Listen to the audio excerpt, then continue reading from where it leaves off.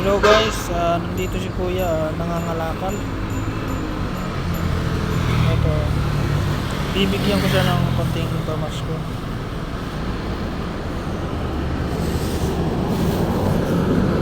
Kuya, pang dagdag mo sa pamasko mo kuya. Salamat, Brad.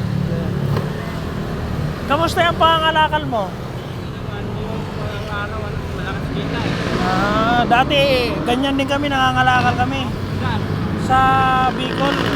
Oo, Bicol kami dati, mga bata pa kami, sisigaw-sigaw pa kami ng plastic, bakal, yero. Namumuna kayo. Oo, namumuha na kami doon. Kaya ramdam ko rin kung gaano ang hirap niyan. Init, bilad, yung sakripisyo. Nakasaga. Oo, tiyaga. Kaya tuwing may nakikita akong mga nangangalakal, hindi ako nagdadalawang isip na magbigay kasi naranasan ko yan. Saan ka pa galing kuya? Tondo? Dahil.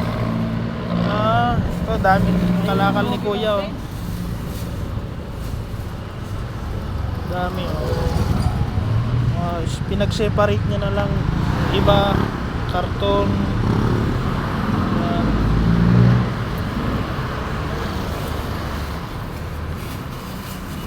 Tapos saan pa pupunta mo niyan kuya?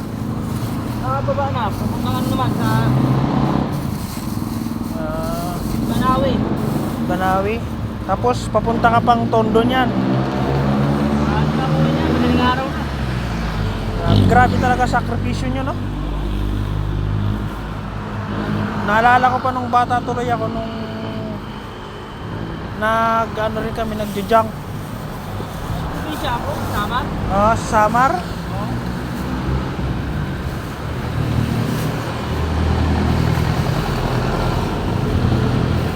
Grabe ang sipag ni kuya oh.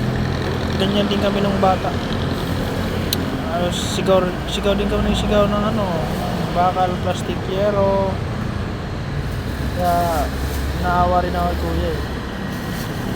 Binigyan ko rin ng konting pamasko. Yan guys, kung sino man ang makakita kay kuya, tulungan nyo na lang. Thank you, Merry Christmas.